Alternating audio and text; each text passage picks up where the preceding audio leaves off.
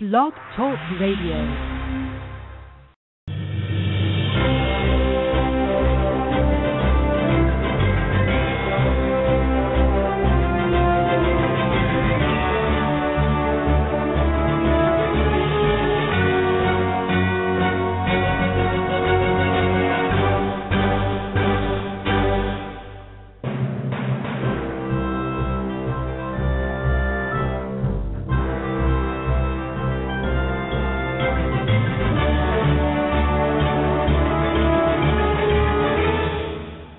Hello.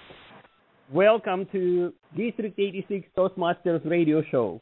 Meet with fellow Toastmasters, learn secrets of public speaking and tips of leadership. We broadcast from Ontario, Canada.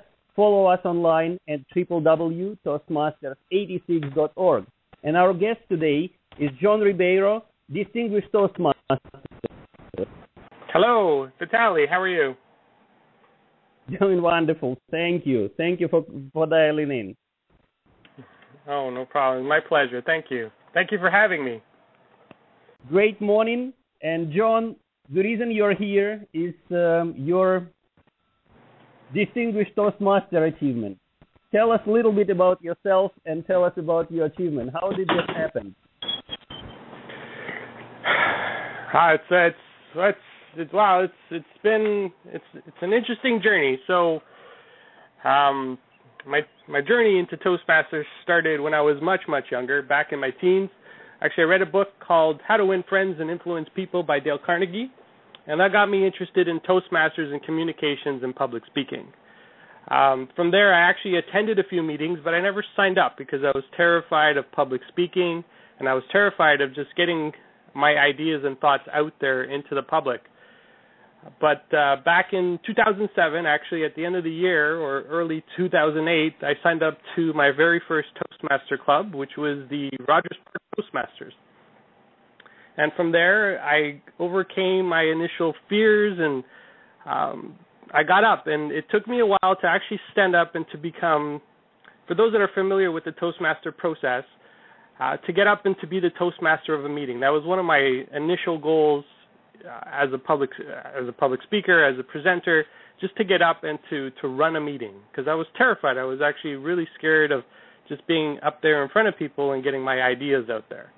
And then from there, I kind of built on one success after another, actually through the manuals, but giving one speech after another speech, and also on taking different and various roles throughout the clubs.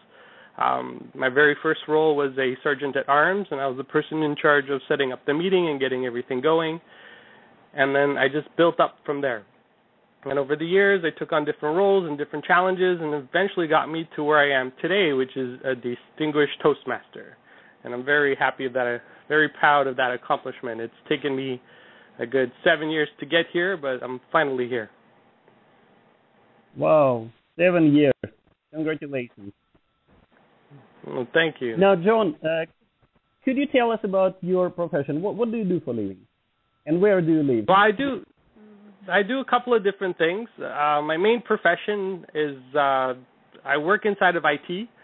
I have actually within IT, I'm a manager, and I manage a team. And it's part of the reason why I started taking this program, the Toastmasters program, was to build up on my leadership skills. Because when I first started, I didn't have very much. So today I'm a manager, and I also run a company that focuses on photography. And Toastmasters has allowed me to be able to deal with clients better that way. And it's a mix of what I do. So one is in the office, one is outside the office, and the two together make me really happy.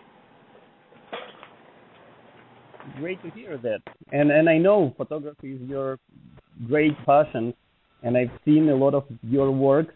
Specifically, I appreciate your work during the conference, this District 86 fall conference.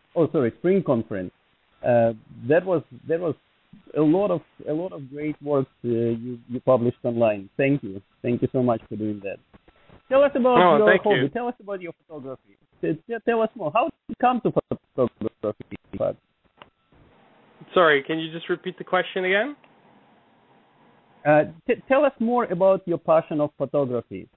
How that became your hobby? How did that become your hobby? And why photography? Oh, okay. Photography for me is actually more than just a hobby. It's actually a business. Back in 2005, a friend of mine, he bought a digital or a semi-professional camera, and I thought, hey, this would be a great opportunity to work with him and to learn from him to become a photographer, because it's a passion I've always had. I started photographing on film way back in the day on 35 millimeter, and then I worked up to when they had the Kodak, the Instaprint photos. I forget what those called right now. And then I worked up to semi-professional grade digital camera, and today I shoot on professional gear because my skill and my talents have actually gotten me to where I am with that. But my passion for photography just started with just wanting to capture a little piece of history. So for me, or the way I see a photograph, it's an opportunity to freeze a moment in time. So even at an event like the district conference, I'm freezing people in their moments. And that's what I'm doing with my photos, and I'm capturing and recording history in a way that can't be remembered any other way, because you'll see a lot of things with your eyes, but things will pass you by, and then they just stay in your mind. But when you capture it, what used to be on film is now on digital, you're recording something that'll last you for history. And now anything that goes online and anything that stays on Google and stays on Facebook is going to be there forever. So for me, I'm a historian in a way, but I'm just doing it through a different format, not through written. I'm doing through a visual. And I actually try to combine the two when I do my speeches, because when I deliver my speeches, and I use a lot of PowerPoint, but I use PowerPoint in a very simple and different way. I actually did a workshop at the conference back in the fall conference of 2012 on how to bring imagery into your PowerPoint presentations. So photography and public speaking have actually come together for me, because now I can deliver and work on both as I get, deliver things out to friends, to clients, to, organizations that are out there. Wonderful. That's what I wanted to ask you, actually. You see, photography for you is almost like a speech for a speaker. We also freeze a moment in time or a story and we present it over and over again to different audiences, and that's where I see a lot of similarity between photography and speeches. Tell us, what is your favorite message? I'm sure you've done many speeches, right? Otherwise you cannot become a DTM, but what is your favorite message? When you are speaking, what is your favorite message? What is your favorite topic to present? So when it comes down to my favorite, there's actually two. I can't just isolate it down to one, but I have two. One is I've always been interested in leadership, because it's a path that I decided many years ago that I wanted to go down and to learn more about. So there's a lot of leadership.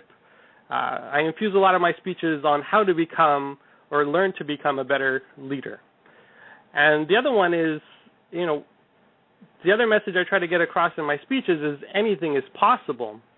And it's, even leadership, to become a great leader, to become a great photographer, to become a great speaker, to become a great businessman, there's a process and there's a methodology to get to that particular level of success. So for me, my two are hey, anything is possible, so motivational type speaking, and two is leadership. Everybody's a leader, whether it's in their club, whether it's in their family, whether it's in their, group of friends. Everybody has an opportunity to lead, and everybody has the opportunity to be the best person that they can be to the audience that they're presenting to, regardless of who that audience is, whether it's family, friends, or even an audience of strangers. So those two things are, for me, I'm very passionate about it, because when I was much younger, I'm not going to say it was a bad or a rough childhood. It wasn't. But there was a certain encouragement that I was missing to become the best person that I could be. And throughout delivering speeches, I've been able to build up on that message, and also as myself to be the model and the leader for the people around me, to let them know that, hey, I started where you were. When I went to my very first meeting, I just stayed very quiet in the corner and I didn't talk to anybody. I kept to myself, and they actually asked me to do a table topic to deliver an impromptu speech, and I was terrified, and I passed on the opportunity because I just wasn't comfortable enough for that. But as I've gone through the program, I've gotten to the point where I never turn down an opportunity to speak. So now anybody who wants me to get up in front of an audience, whether it's an audience of grown adults, like at an organization like IBM, or if it's an audience like my old elementary school that I delivered a speech at a couple of weeks ago, I always jump at those opportunities because I know there's something in the message that I'm trying to deliver that can hopefully better their lives. How can you prove, or how can you deliver to the audience the idea that anything is possible in life? What happened to you that proved that particular topic for you? Oh, anything's possible. Well, because it's true. Because anything is possible. Just a really quick example is running a marathon for the very first time. About 10 or 12 years ago, I got this crazy idea into my head that I actually wanted to I have a bucket list of items that I want to do in my lifetime, and one of the items on my bucket list was running a marathon. But at the time, I wasn't as healthy as I could have been. I was a smoker, and I was out of shape, and I figured, hey, I can do this. Like, it's possible. There's other people out there, but there's certain things I got to do in order to go run a marathon.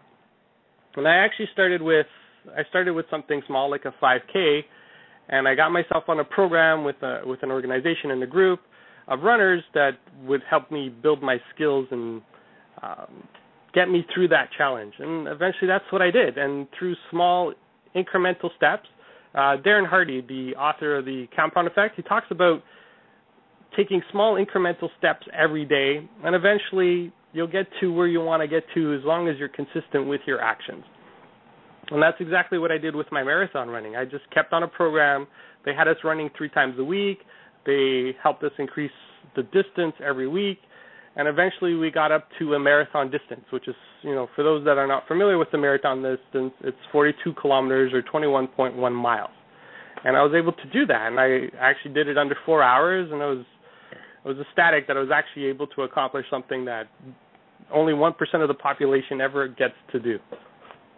So, yeah, and anything is possible. You just got to just work at it. There's nothing you can't do if you really want to do it. And as long as you take small incremental steps to get up to it, you'll get there. This is amazing. And I noticed actually, even through this short interview, I noticed how many times in life you put yourself for a big change. Smoker, out of shape, then boom, you're becoming marathon runner. A shy person, couldn't talk to anybody, stay in the corner of the room, and then DTM. So it's obviously you are enjoying change in your life. How is that? Like, why do you enjoy change? Many people prefer stability instead. Why are you constantly hunting for change? So change is interesting, and it's interesting that you say I enjoy change. Actually, I'm terrified of change. Change is one of those things that sometimes it's forced on you.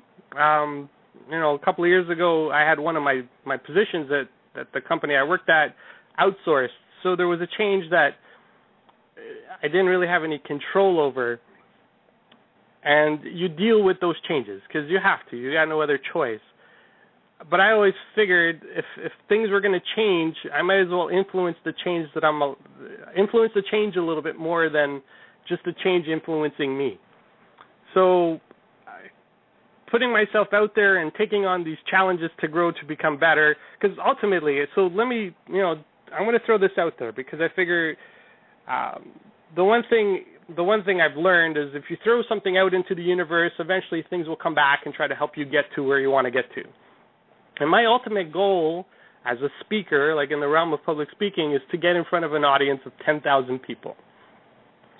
And by forcing myself to get into that zone that's a little bit uncomfortable, I know that I'm taking the appropriate steps eventually to get to that ultimate goal and that big vision.